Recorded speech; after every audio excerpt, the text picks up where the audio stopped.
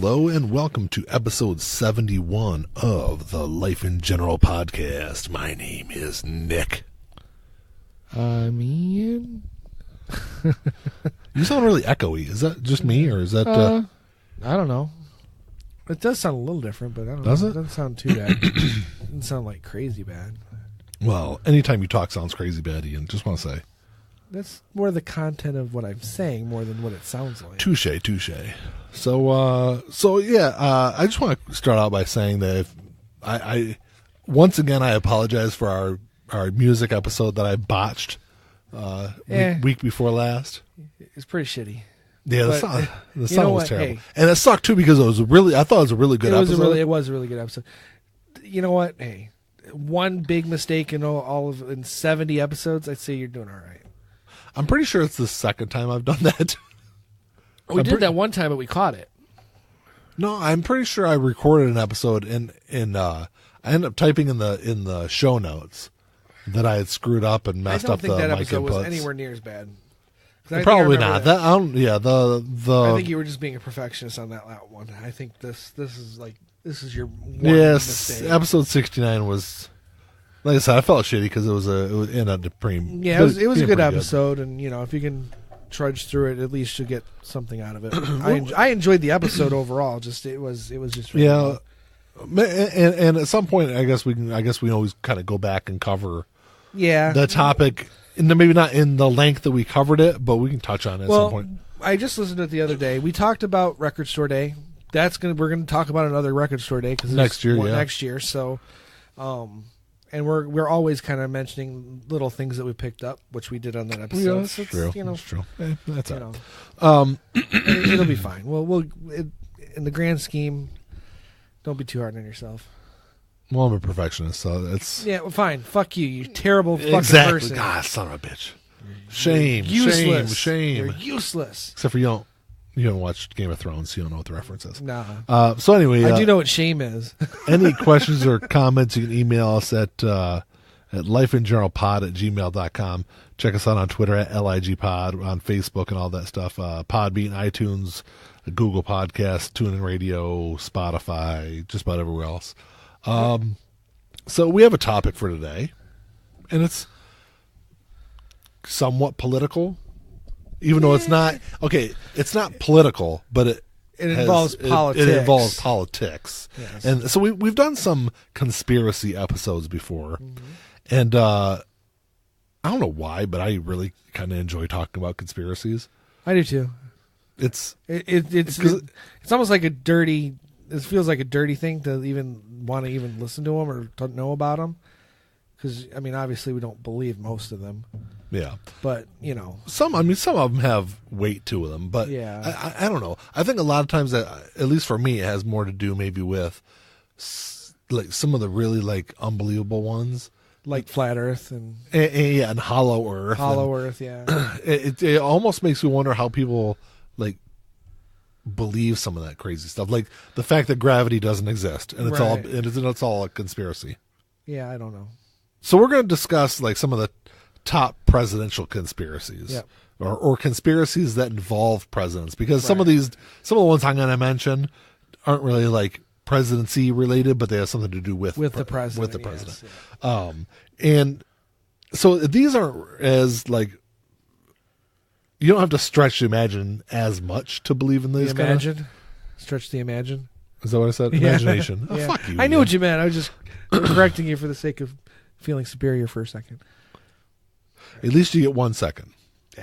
I'll take all the rest of them. Yeah. But I get to correct you quite a bit.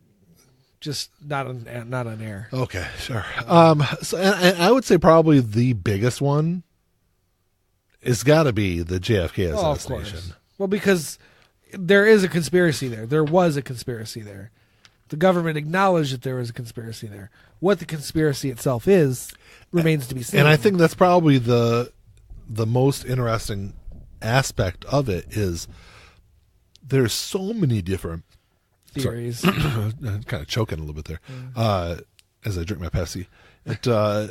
Because I don't want people to insert their own phrase there. Yeah, probably are anyway, Nick. Yeah, probably. But there's so many different conspiracies kind of that go into it. Like,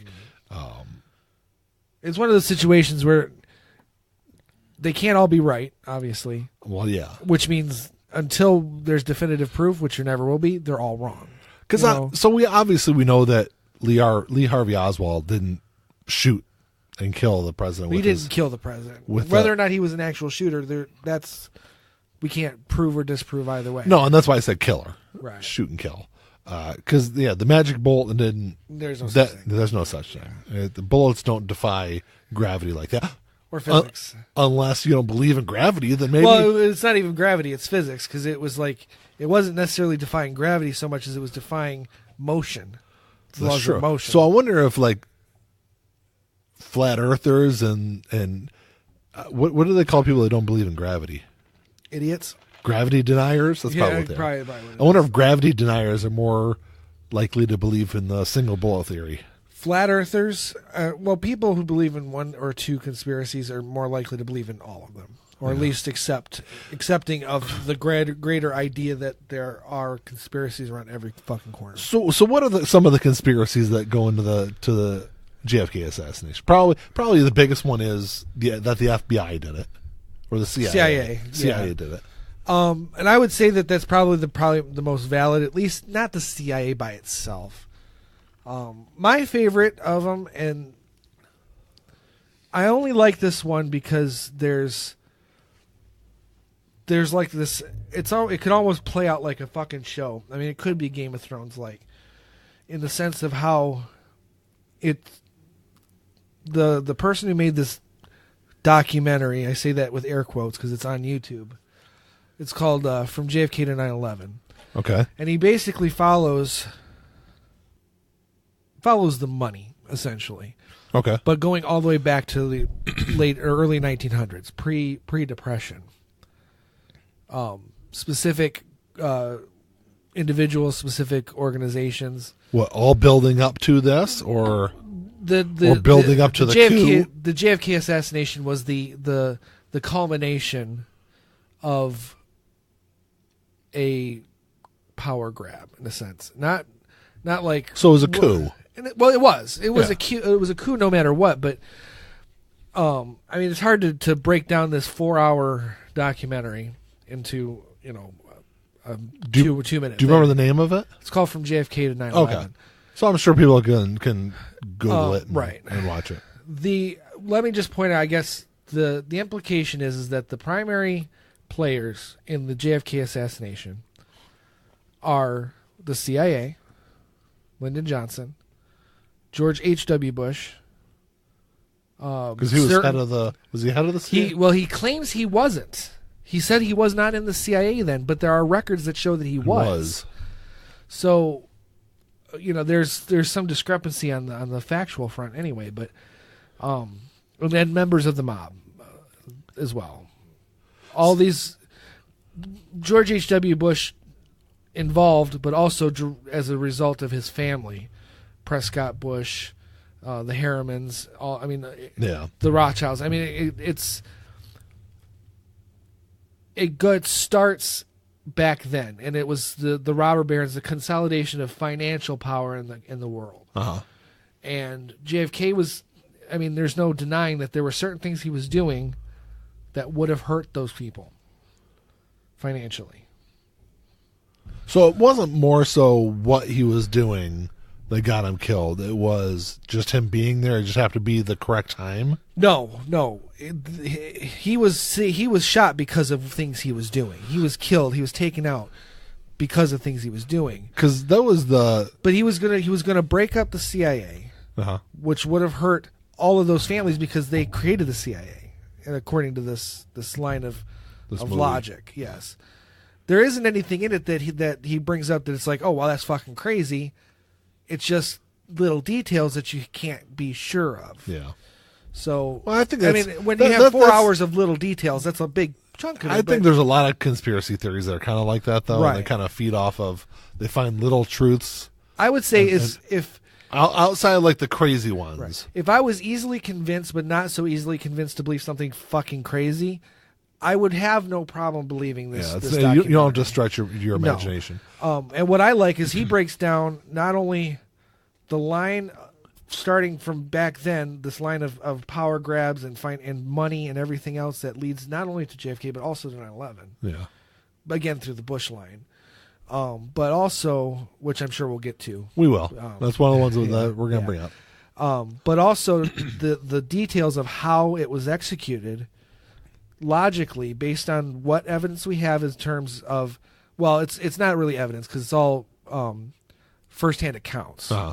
But a lot of the stuff that was ignored by the Warren report of multiple shots, as many as 16 separate shots being heard. Yeah, I know there's quite a few. And he actually, I don't know how he developed this plan, but it's not just him. He's worked on breaking down other theories and trying to find the facts within those theories too. Uh-huh. And he came to the conclusion. His conclusion is that there was a total of 8 shooters. Okay, I guess I can. And in the documentary, that's not a stretch. That's not a stretch. And he shows on a graphic where they're positioned. I'll have to check this out. It sounds really interesting. It is. It's long. I was like JFK stuff. Right. So as far as like assassinations go, and you know who fires the kill shot? Who's that? I don't know his first name. Harrelson. Woody Harrelson's dad. Really? He was a hitman for the mob. Well, see, and and he was working for a lot of the people who this guy connects to the JFK assassination. Now, that's one of the big conspiracies I've read over the years. About Woody Harrelson's dad? No, about the mob. Oh, A lot of it was actually the mafia was behind it, primarily because of what and according to this guy, they're the ones who supply the shooters. Yeah. The mob is who supply the shooters. Well, and from the conspiracy I was reading, it was almost primarily what Bobby was doing to the mafia at the time. Yeah. But another thing was Nixon's connections to the mafia. Too, yeah. Because Nixon, I don't think I was going to bring this one up, but there's a conspiracy about how Nixon used the mafia to try to assassinate Fidel Castro when Nixon was vice president. So would this have been? Well, I guess it would have been pre-Bay of Pigs. Then. Yeah. So because of Nixon's connection with the mafia, and the mafia preferring Nixon to be president, and seeing how popular JFK was, get him out of the way, have LBJ as president, who was easier to beat, easier for Nixon to take over. That coupled with what Bobby was doing to the mafia at the time, he could put an end to that. Well, exactly. he wouldn't have made Bobby the Attorney General, so yeah, he wouldn't have made any stink with the mafia anyway. Well, that's another thing is that not so much, I mean, more so what Bobby and what John were doing when John was president, but a lot of it were connected to their father, Joe Kennedy, because their sons were fucking with his shit. Yeah. And the other families were not happy about that. So it was equally as much, let's get rid of these two guys because they're fucking our shit up. But it was as much a warning or a retaliation towards Joe Kennedy. And stopping. I guess the sad thing is we'll never know. No, we'll never know because almost everyone that was involved in it is dead. Right. And if there is any truth to Bush's H.W. Bush's involvement, he took it to the grave. Yeah. So, and he's probably the last big name. But it's amazing how many people that you can run, and especially with the Nixon thing, you run through this line of logic that this guy has, right through the Kennedy assassination, right through Watergate, and literally right up to 9/11. It's amazing. The connections that he makes are not that far-fetched. The problem is there's just no way to prove any of it. Oh no, there never will be any. And that's why I think this is one of those conspiracies that are going to live on forever. Right. People until the end of our civilization are going to talk about. Yeah. Until we develop time travel. So the end of our civilization. Hey, there's still people. I don't know if you saw. Just a little. You're going to go in the quantum realm. Oh, that'd be fun. Do a time heist. Yeah, that'd be fun. For all you Endgame fans out there. Yeah. I saw a meme the other day. because we've talked about the time travel conspiracies or the photos of people who claim to be time travel. We should do an episode on that too. Time travel? Yeah, that was a good one. There's one and it looks like it's say World War I. Uh-huh. And there's a soldier who appears to be dabbing in it. What? The meme says time traveler's getting cocky now or something like that. That's hilarious. So I guess I don't know. I don't really have anything else to add to the JFK one, but I mean, I definitely want to check out that video though. Yeah, it's called From JFK to 9/11. There's a couple different versions of it that are edited by other people. Yeah. Do you want the version that's I think like 4 hours? It's just under 4 hours. There's a version that's like 4 hours and 45 minutes. Oh, okay. But don't do that one because that's other people editing 9/11 shit into it. Gotcha. So just like it's like 3 hours and 45 minutes, I think is the version. If I find it, I'll link it to you. Well, since you brought it up, I mean the next probably really big one is the 9/11 was an inside job. Yeah. And you know more about that conspiracy than I do. I mean, it just because it was one I never really bought into. The not that you bought into it. No, but I do have questions. And it's not so much that there's conspiracies. I mean, there are. Obviously, there's people who think that it was a government job and for what it's worth, there's some strong evidence. There's strong evidence, and there's logic behind why it was done. And if you look at these people who would have been involved, like I said, that line of logic goes all the way back through that video. It's amazing how it all connects. Well, I don't remember the George Bush senior, or not senior, but George Bush, one of his staffers testified that. Or maybe it wasn't testified. It was in a book or an op-ed. I don't remember what it was, and I don't remember the guy's name either. Of course, this is all off the top of my head. Right. But he said that prior to the 9/11 attack, he was in the room when Dick Cheney was talking to some oil executives, and they were deciding what oil fields they would divvy up from Iraq. And that was before the attack. Before the attack, yeah. There was no doubt that there was plans for Iraq while Bush was running for office. There's no question. Dick Cheney was offered up as vice president as a result, or not offered up, but given the vice presidency as a result of people wanting to do something with Iraq. There's no question about that.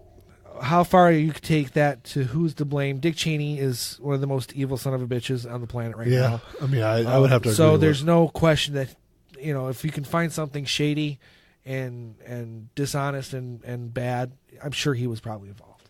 But that's the other thing. I think a lot of the 9/11 stuff makes it more believable because some of the people that are involved in it. Right. The facts, things that we know, other than what the official report is, the things we do know that feed the conspiracies, for 4 to 6 weeks leading up to the attack, security officers and people who worked night shift at the World Trade Center witnessed multiple unscheduled shipments, big trucks being brought in, big building trucks. Again, that doesn't prove anything. This has never happened before. These are people who worked there for years. They'd never seen anything like that. Coming in at 3, 4 o'clock in the morning and leaving before the rush at 6. People doing work in the building that was not sanctioned. These are things that are at least factual as far as word of mouth goes. Eyewitness accounts of people who work there. It's people who work there. I mean, what else do we have to go on? And I'm not saying it's right. I tend to not put much weight in those kind of comments, but that's all we have. So take them for what it is. These are people who work there. These are people who claim to see this stuff. So there's that. We know at least that's factual to that extent. My biggest problem is the way the buildings fell. Everyone says the weight of the top would bring the bottom down, but it wouldn't bring it down the way that they fell straight down. Okay. It would bring them down in pieces. And I've heard because think architectural engineers discuss the complete opposite. Well, right, but there's actually a foundation called Engineers for Truth. Yeah, I wonder what. And like I always say, when it comes to things like that, follow the money. These are engineers. They're fucking engineers. Okay. But think about this. Have you ever played the game Jenga? Yes, I understand. So if you look at if you build the tower, say theoretically the way the Jenga board is, and you pull out the pieces from the top, and that top falls, it's not going to bring the whole thing down. No, but it's built differently than the World Trade Center was. Right. But that's the thing. In the center of the Trade Center building itself is there's different layers to it. Yes, but not the way you're discussing.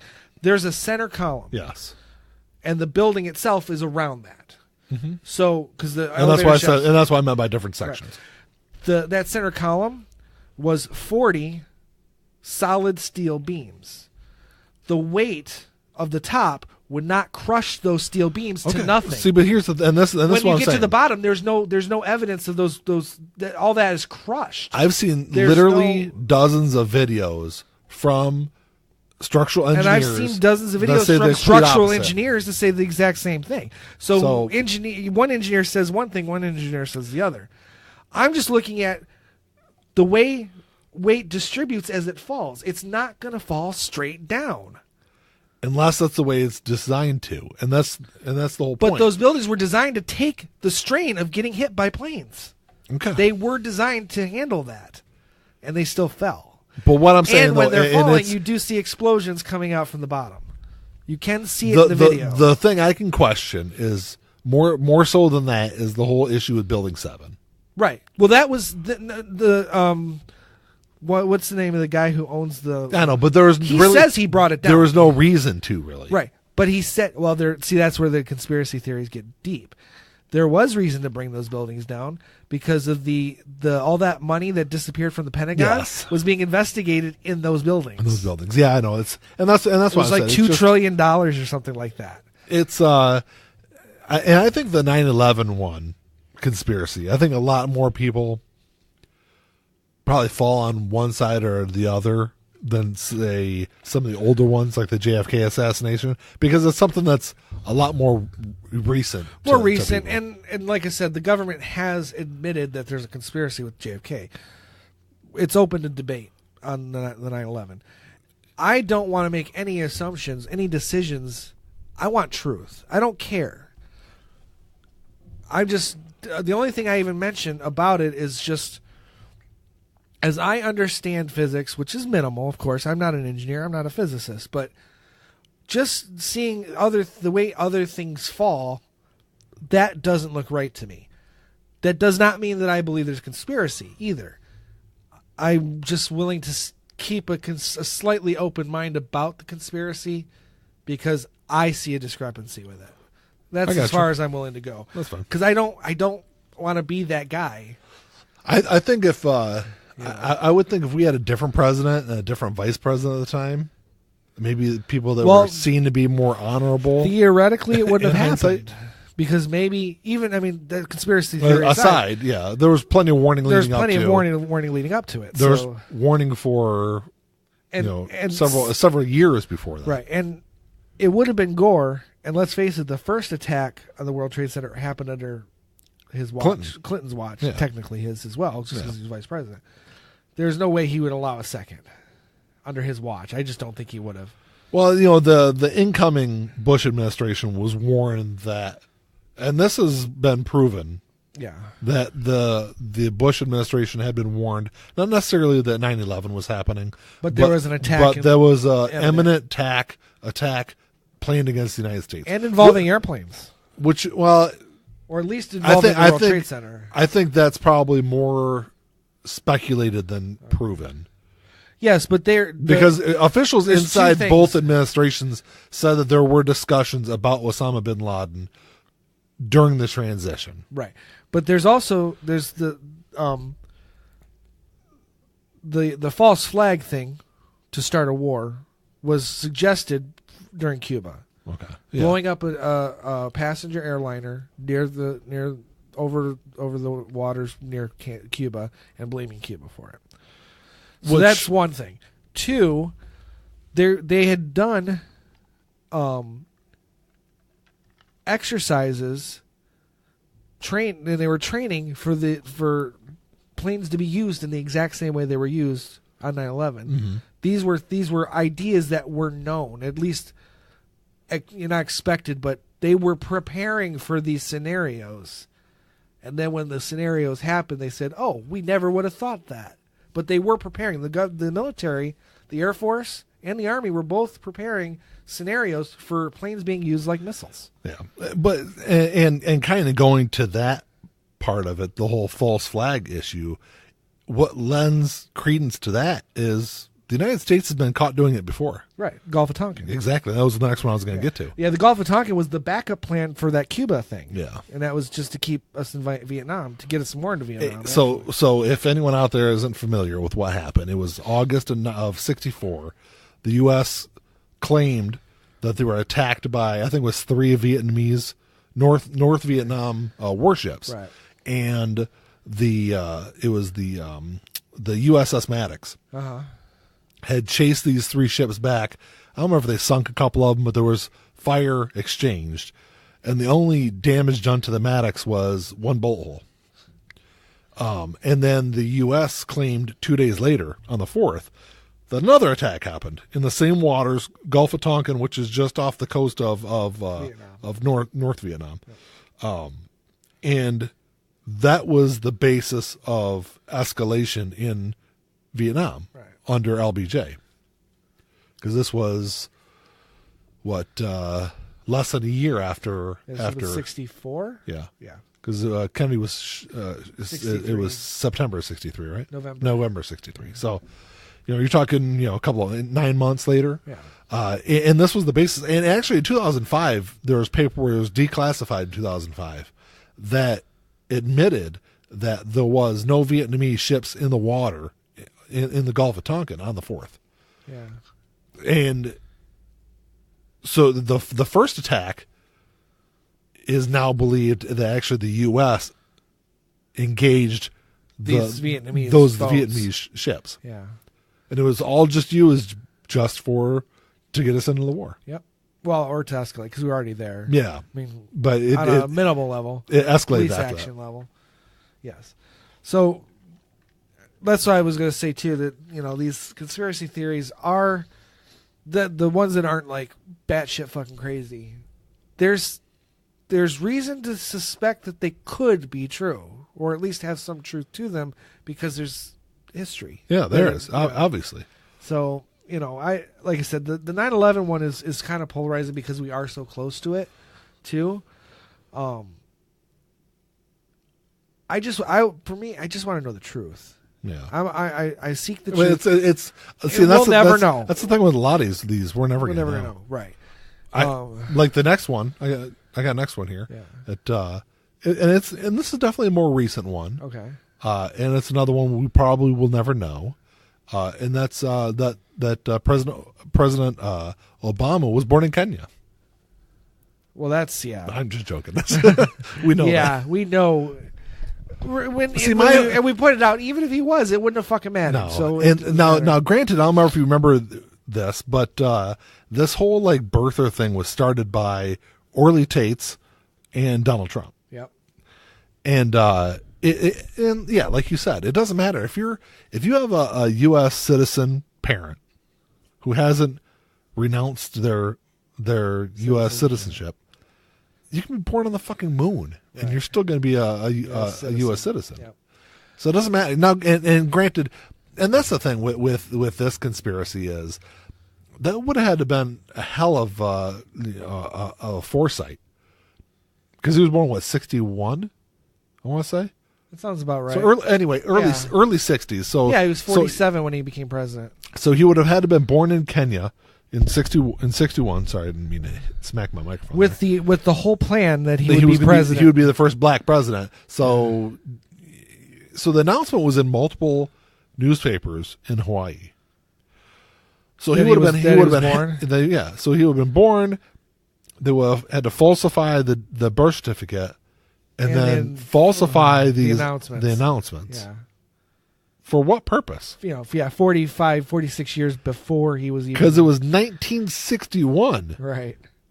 Did anyone in 1961 ever think a black man was going to be president? Ever? Yeah, I don't think 1961, I don't even think they thought black people were fully human yet. They didn't have the right to vote. In 61 they did. Oh, they did in 61. Yeah. I'm sorry, yeah. Men. Men, yeah. Well, women got the vote in the 20s, right? But yeah, black women could vote too. Yeah. But they weren't. I shouldn't say they could vote. They were poll taxes and poll taxes, and they were scared away from the polls. Like I said, no one thought in 61 that he would be president. No, yeah. And like I said before, if he had been born in China or the freaking moon or Uranus, it was I said Uranus. And I said, yeah. That's funny. He was born in Uranus. It would have made no fucking difference. It would have made no difference. Yeah. But so it was that kind of interesting. Well, I mean, like a fun, a lighthearted one, I guess. Yeah. Well, I mean, these are the same people who called him a Muslim, and then in the same breath criticized his Christian pastor for being too extreme. Yeah. You can't be both. You cannot be a Muslim and a Christian. Oh, I mean, you could. No, you couldn't. Well, you could if you're a Christian believes Jesus is the Son of God. Hold on one Muslims second. You can be a Muslim, and then if you're running for president or running for office, you could pretend to be a Christian to win election. Or you could pretend. I'm not saying that's even remotely the fucking case. Or you could be Christian and pretend to be Muslim for whatever reason. I don't know what point that would serve. Or you could be an atheist and pretend to be a Christian because you know you can't win otherwise in this country. Which I suspect at least a small percentage, because 25% of the nation is atheist now, so there has to be some representation. I wouldn't say atheist. I would non-believer. say they class them as non-believer or nons. Yeah. Hey, another interesting kind of lighthearted one is the whole Pizzagate thing. That's not lighthearted. Are you fucking kidding? Well, lighthearted because it's almost kind of ridiculous. It's so ridiculous. Someone almost fucking get killed because of it. Someone did get shot, didn't they? Or beaten or something, yeah. But they didn't die. But someone almost died. So the story behind this is the Clintons were running a pedophile ring out of a pizza joint. In New York. And I mean that alone, right? Just take that. So sentence. I guess I have to retract my statement about none of these being really like batshit crazy. Yeah, this one's fucking batshit crazy. I think that one is. But it's so batshit crazy that someone believed it and went down there to kill people about it. Now, don't get me wrong. I think pedophiles probably should be killed. But you don't just go off half-cocked because Breitbart says that there's a pedophile ring. Or InfoWars. Yeah, it was InfoWars. It wasn't Breitbart did too. Oh, did they? They printed it too. Yeah, he was kind of a douche canoe also. But kind of? Andrew Breitbart. Yeah. Well, and Steve Bannon, because he like the head guy in Breitbart? Yeah, well, Andrew Breitbart was a reporter long before he started his I know, but I think fake it was Steve news network. Bannon who was pushing all those stories. Oh, was it? Yeah. And speaking of the Clintons, I do love the fact that the Clintons, between Bill and Hillary, have killed more than 50 people just to keep their illegal dealing secret. Yeah. And you know what really kind of fueled this in the last couple of years was, I guess there was a 2016 DNC staffer named Seth Rich, who mysteriously died. His death has never been. I think it's classified as an unsolved murder.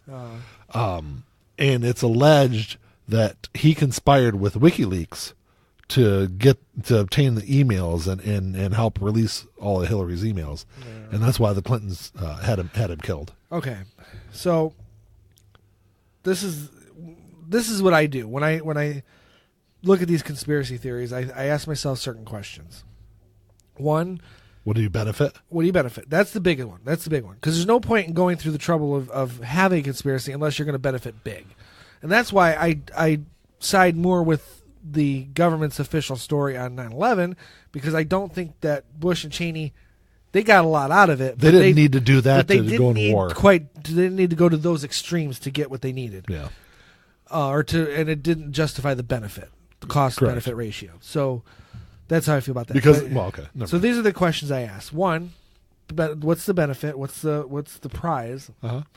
Second, are these people actually in a position and capable of doing that? Hillary Clinton could not even debate the fucking moron Donald Trump. But how is she going to fucking conspire to kill all these fucking people? But the thing is, and I think that's kind of the thing about the conspiracy, it's not that they're so much like doing it. It's that they're ordering it to be these people to be killed. Like they run their own like mafia ring. Yeah. See, first of all, I just don't see it. At least the story of this Seth Rich guy, that kind of makes sense. You can see where they could if the Clintons are very powerful, but I don't think they're that powerful. Let's say that money talks, man. Of course it does, but it's not that much. Look at it this way. So let's just say, for instance, that they have killed 50-some people over the last 40 years, right. 40 or 50 years. Well, I guess 40. To hush all their illegal dealings over the years. It's not really a stretch to think, okay, at this point, they've got away with it for 40 years. Right. If you go to those things. It's really easy to hush this guy or to punish his family for his wrongdoing. Do you think the Clintons had the power to be able to do that going back that far? That would be the big question. Because maybe not. Could the Clintons do that now? Do they have the money and the resources to be able to get away with that now? Yeah. Did they 40 years ago? 30 years ago, yeah. 30 years ago for sure. Absolutely. Mid to late 80s, absolutely they had the money and power to do it. Really? I just don't think there's will there. No, I don't believe it. I don't believe it at all. Yeah. But some people would think we're crazy because or naive because naive because we don't believe it. Yeah. Yeah, I mean, I don't defend Bill Clinton on a lot of things. I defend him on the things that are justified, and I attack him on the things that are also justified, and that's. But this is just crazy talk. The Clinton assassination thing. There's plenty of resources online. You can go online and read all about it. And there's websites that list a lot of the people and what their ties are, and some of them seem really kind of loose ties. Because that's the other thing. When you're a president, when you're even governor of a state, and you're in the public eye for 30 plus years. Working in the public realm for 30 plus years, you're around a lot of people. You're going to be attached to different people, even loosely. So you're talking like literally hundreds of thousands, maybe millions of people that you've come in contact over the years. Okay, so there's 40 or plus people that have end up murdered, died under suspicion. It's really not that stretch, that big of a stretch. Do you think? No, but because that can be said about any person of wealth and stature and power. I don't know. I don't know. Really, generally power, but I mean, you think of politicians in particular. How many hundreds of people, thousands of people potentially, they interact with every single day for years on end. So, is it really that big of a stretch to come across 40 to 50 people that have died? Died. Suspiciously. Yes, die suspiciously, sure, but at their request. No, that's not what I'm saying. Yeah. Because there was one website I went on, I don't remember the name of it, but it literally lists these people's names and then talks about how they're connected to the Clintons. And like I said, some of them are really fucking loose based, like, okay. Like they met at a fucking gala or something. Basically, yes. And that's what I think it's more likely that, I don't know if you have this down, I might be jumping the gun here. It's speculated, and I guess there has been some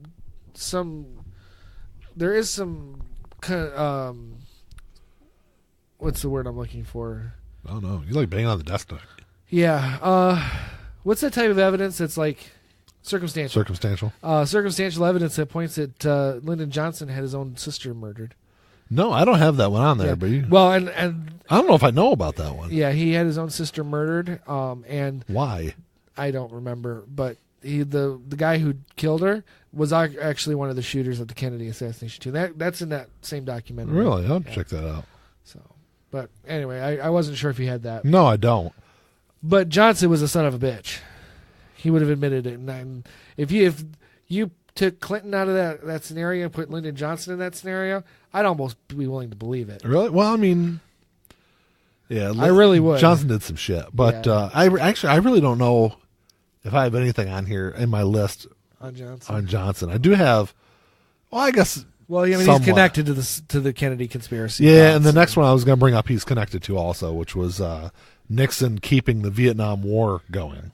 But he was at the shitty end of that. He was the shitty end. He got the shit end of that one.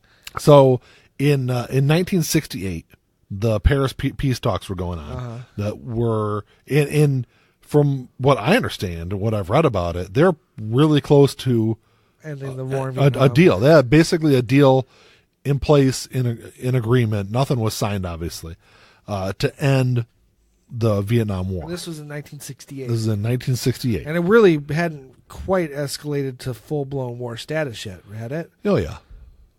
Well, I guess it would have been like 66, right? 60, prior 65. to that, 65. Yeah, okay. So, well, according to what I wrote down on here, it was the talks intended to put an end to the 13-year-long Vietnam War. Right. So, been maybe not our involvement, but right. the war itself. It started with France. We got involved at the behest of France. That's why it was. France was the one who started that war, or was fighting that war initially. So then, presidential candidate Richard Nixon made a side deal with South Vietnam to walk away from the Paris talks. And in return, he would give them a better deal once he became president. So at the time, Nixon was running on a big platform of ending the war. Yeah, he was opposed to the war. He was going to end the Vietnam.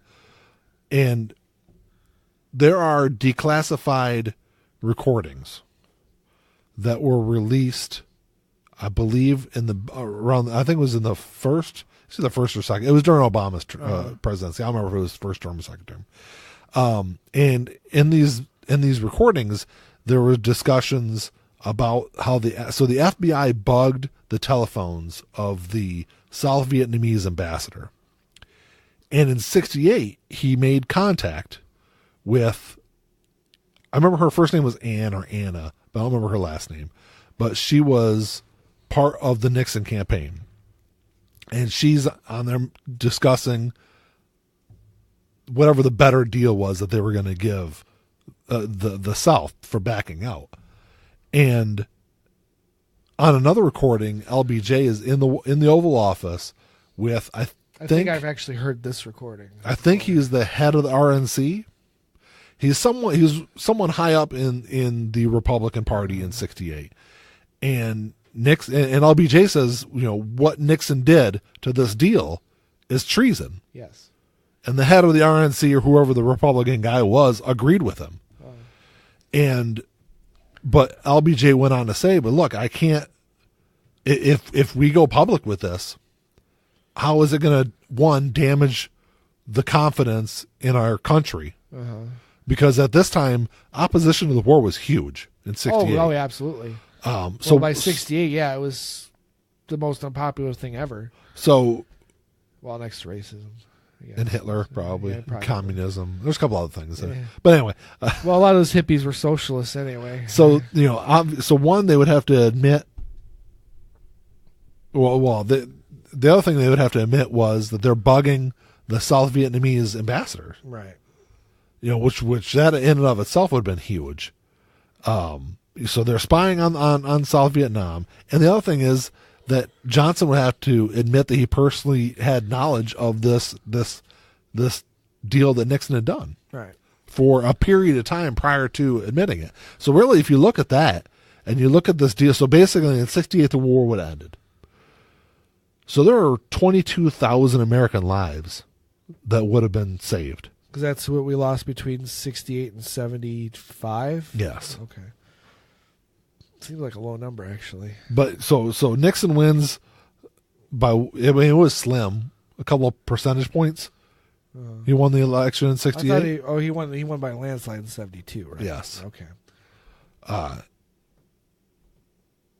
Yeah, and the peace agreement wasn't made till 73, I think.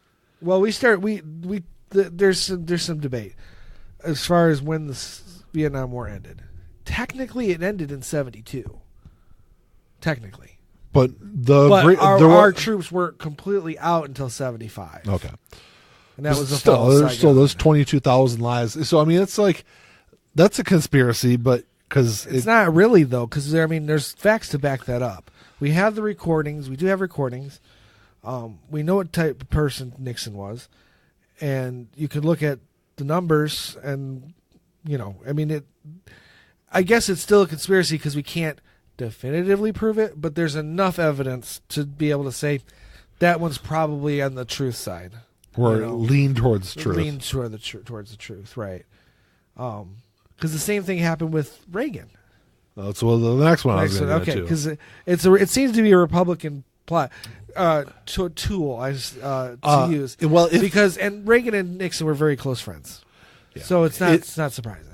Now, if this was a political show where we were going to talk about the political side of it, I would make the argument about how there hasn't really been a legitimate Republican president since Eisenhower.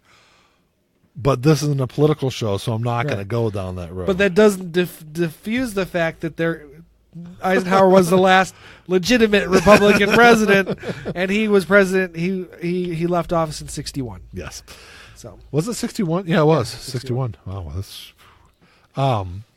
So Reagan's got kind of a sordid kind of history when it comes to this kind of stuff. Kind of. So, because you've got so Reagan.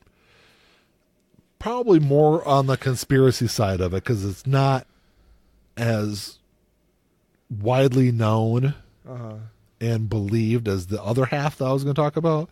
But the kind of the shadier side of it that is his backdoor deal with Iran. Yes. And the hostage crisis issue. Which kind of leads somewhat into the more well-known, more widely accepted Iran-Contra. Right. And I should point out that so far we've got the Kennedy assassination, got the Nixon situation with Vietnam, Watergate, which there's really not much conspiracy there, but it's still a legal and it ties in all the way up to the Iran-Contra. You know who there's one consistent player in all that? Who? George H.W. Bush. Oh yeah, because he was CIA during Nixon. He's linked to JFK. Not directly, but linked, and then of course right up to the Iran-Contra, and his hands were all dirty on that one, and through extension all the way up through 9/11. Exactly. That's why I said it's that it makes sense. It's easy to watch this one video and go, okay, maybe these connecting these dots that aren't too far out of the realm. But anyway, go ahead with Reagan. So Iran-Contra. The Reagan administration was selling arms to Iran, who at the time was under an arms embargo, so they couldn't buy anything. So the U.S. was selling arms to Iran through Israel, which now you think about it now, that's kind of a odd connection because as much as Iran dislikes Israel, but anyway, so the enemies can be friends when it comes to money. I know, and that's the whole thing. So the U.S. So the Reagan administration was going to use the money from the sale of these weapons to fund the Contras in Nicaragua. And I don't know what year it was passed, but Congress passed. It was called the Boland Amendment, and what this amendment did was it actually barred the president and Congress from any further funding of the Contras. So the Reagan administration was going backdoor to make these deals to get side money, basically, that Congress didn't know anything about, to fund the Contras.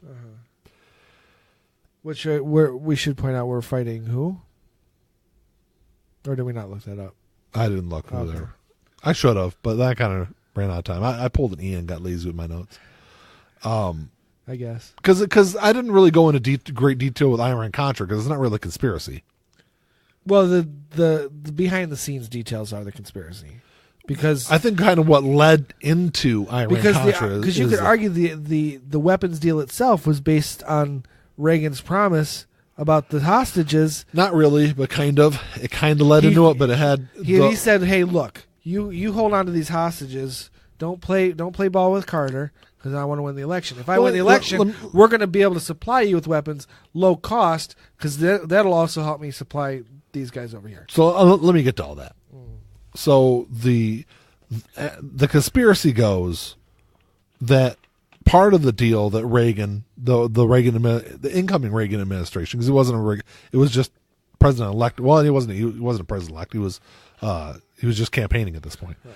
So while he's campaigning, he makes this deal with Iran to hold the U.S. hostages until after the election in 1980. Right. And actually, because Carter was negotiating for the release at this point.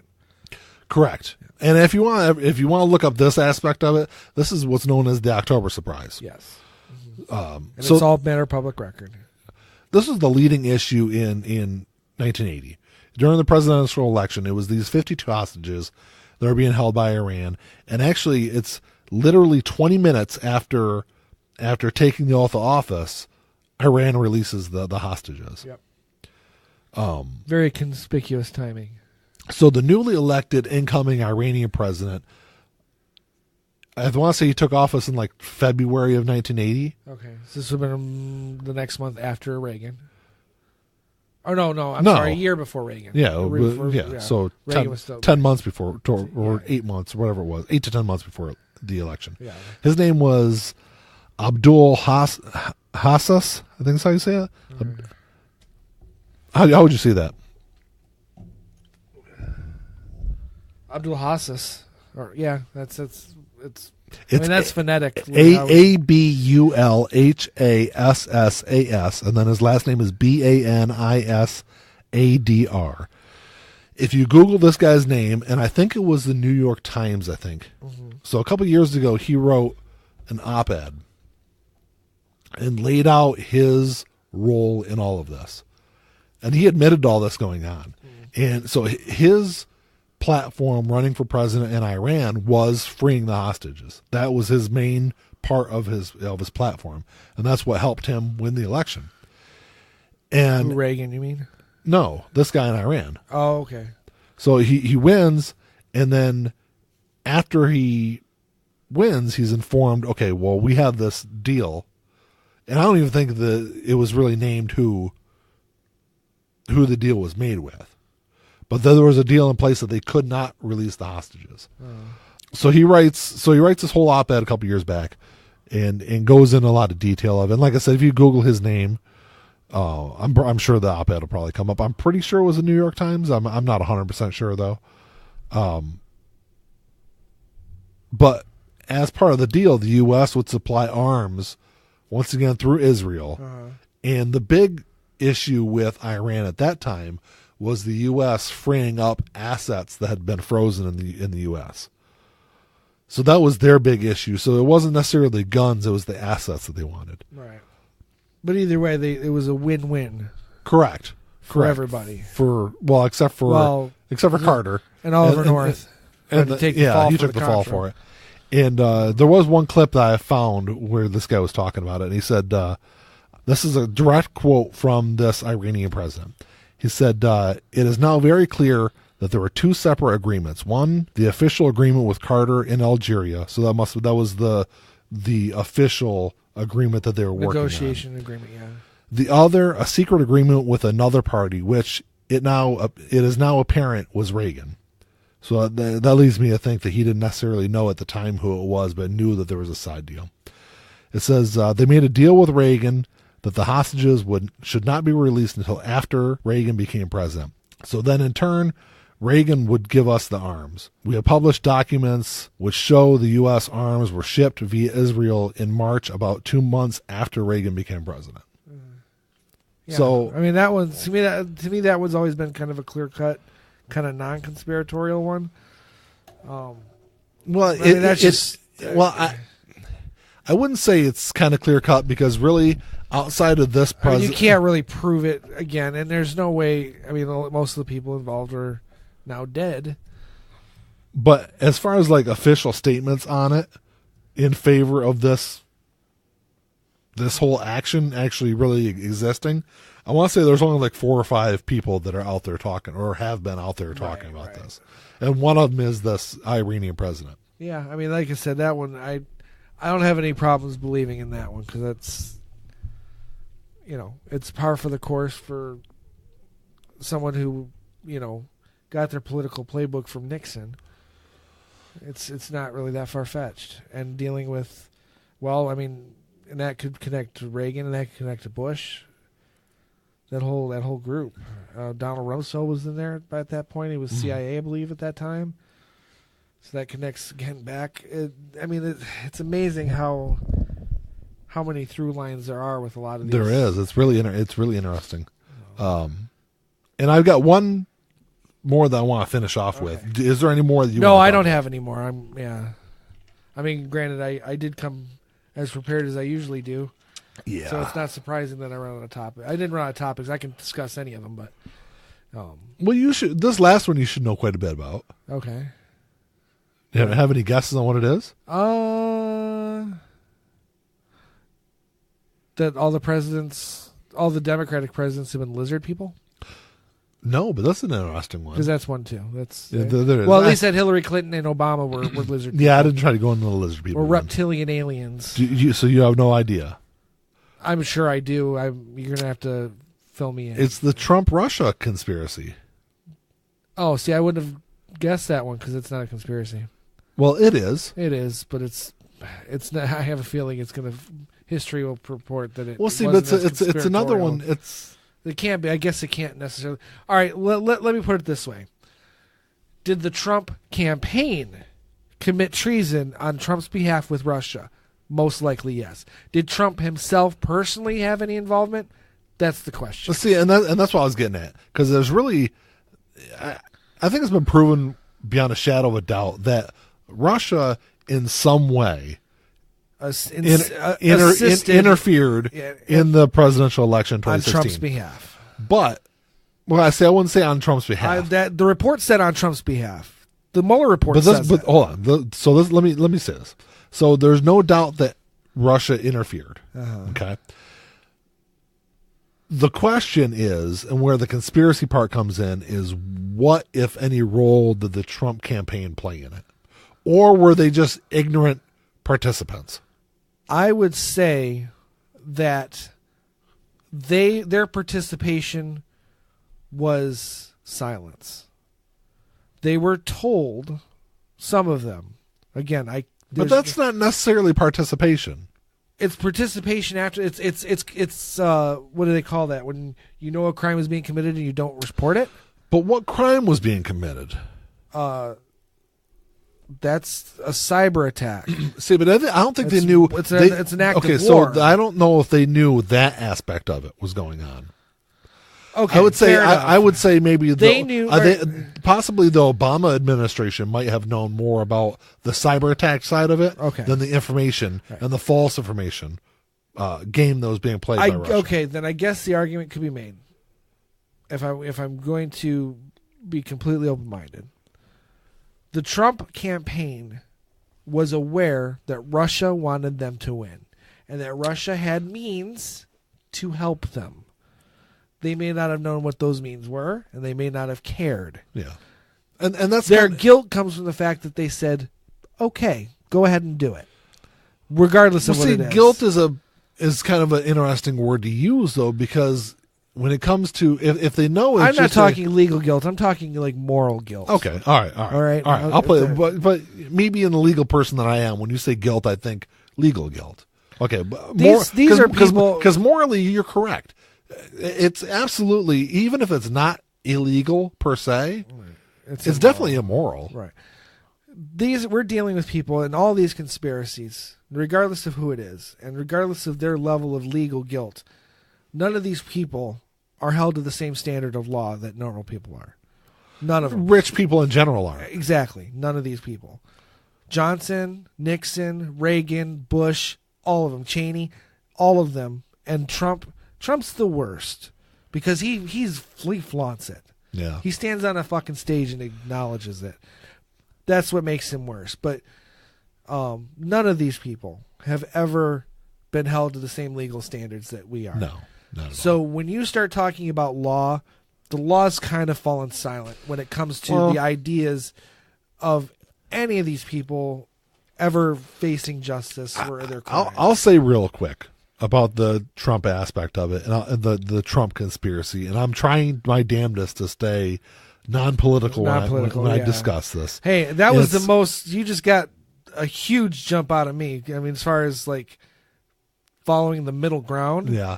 That's a breakthrough. I mean, I that was like borderline legalese talk that I just did on how to maneuver my own personal views through trying to sound middle ground on that. Shit, I don't remember what I was gonna say now. Again. I'm sorry, I confused you. Yeah, you interrupted me. I forgot. Son of a bitch. You said as far as the Trump conspiracy, that was the last thing you said before I jumped in. You've got the notes. You're the one with the notes. Oh, no, I didn't have notes on this. I mean, because it's pretty current. I don't really need to take much notes. It's hard to say. I mean, as far as conspiracy theories go, it's hard to say where this one's going to land because we don't have the benefit of hindsight on this one yet that we have on all the others. Yeah. You know, it's easy to go back and connect dots and connect situations to, you know, point A to point B to point C when you're looking backwards. Even if those connections sometimes aren't accurate. In many cases, probably not accurate, but it's easier to make those connections than it is when you're like you said, in the moment, trying to compile all the evidence, regardless of where it leads. My prediction is that because, as I said, these people never are they're at a higher level than we are. They're not held to the same standard of law that we are. And it's going to come down to Trump will either be a one-term president or a two-term president, and all this will just be part of some fucking video on whatever the future version of YouTube is, or they'll make a movie out of it. And it'll be like, the next Oliver Stone will make a version of a movie that speculates on whatever. I remember what I was going to say now. And so, like, politics aside, as much, so they spent the last 2 years talking about the whole Russia investigation and everything like that. But has anyone made the attempt to actually pass a law to make it fucking illegal to do what he did? Well, I don't know if they've been able to define what he did. Even like that's the problem. You even being complicit in it. Technically, there are laws for that. No, there's not. Knowingly accepting stolen information from a foreign entity is not illegal. Absolutely, 100% is not illegal. So, is it not illegal because it's not a time of war? No. Because that's illegal in war. If you did that while we were at war, you would be shot. What? If we were at war with Russia and he did that, he would be shot. No, he wouldn't be. Yes, he would. That would be treason. Oh, you mean like to take it from information from a country or at war with? For his own benefit, if we were at war. So is that okay. So is it just because it's peacetime it's not illegal? Yeah, because it's not in that situation. What he did is if all they did was say, if Russia approached them and said, here's information that we're going to release on Hillary Clinton, and they said, thank you, that's not a crime. You're right. And that was where I was going. But where has any kind of push been to make it a crime? I have a feeling that it would be difficult to make it a crime because of the potential of lost revenue. Because if that's the case, then you've got a bunch of businessmen who are like going to be walking the gray area of legal. Why? Not legal. Because businessmen, how? Businessmen are all politicians. But look at how many politicians are businessmen. It's real easy. And it has to be one freaking sentence. If you're running for office, it is illegal for you to accept stolen information from a foreign entity. End of story. Yeah. That's the law. Well, but no laws are that clear cut ever. I know that. Ever. Very few of them. They should be. There are simply rated. Yeah, I mean, do not laws. Kill. That's not really a law. Not in simple words like that, but. Well, I guess you're right because there's different degrees of murder. Yes. And yeah, you're right. No, you're right. That one just seems easy, just don't. But that's don't kill people. But that's all I'm saying is. The Democrats want to stand on their stump or soapbox and preach about this, but what have they done to make anything? Nothing. Well, you know why? Because you've got Nancy Pelosi. She's all her. Damn it! I turned this into a political show. Yeah, I know. Just briefly, because I'm tired. I've been up a long time, and Nancy Pelosi does not really want to challenge the status quo. What she doesn't want more is Trump in office. Yeah. And then, on that level, her and I are in agreement. But that's the only thing her and I agree on. She wants status quo. She likes things the way they were in the 80s.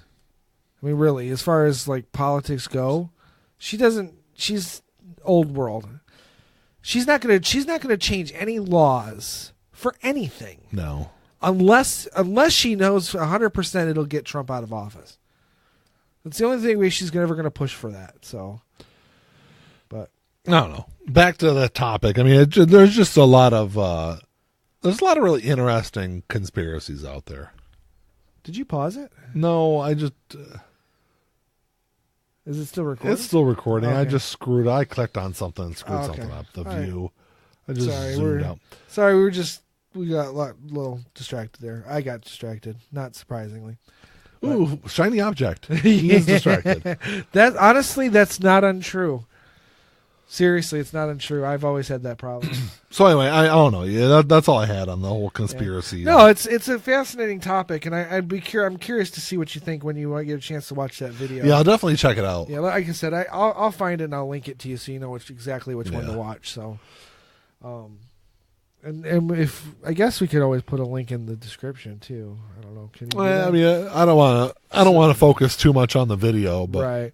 But it's just amazing how many of the little things that we touched on that are connected on the surface, individual, but are connected, at least circumstantially in this video, you know.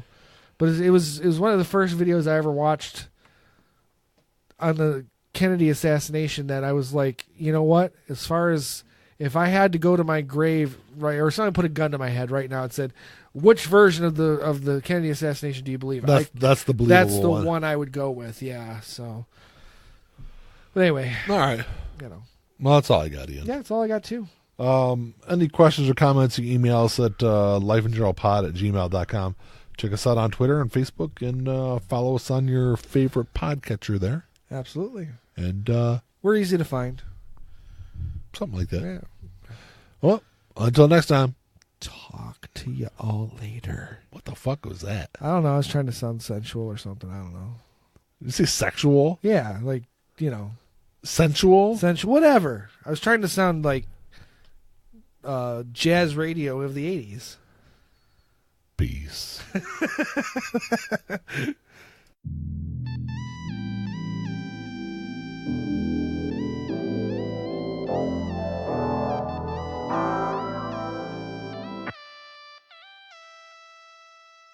Play my role, let me tell you about it. This shit right here, man, I'm about it. Only real niggas reside around me. Yo, old lady, drop a guard around me. Dip like I know you can, bitch. Show me the ropes like we in the ring. Got you two cobras, you wanna hang. Shoulder to shoulder, them niggas basic.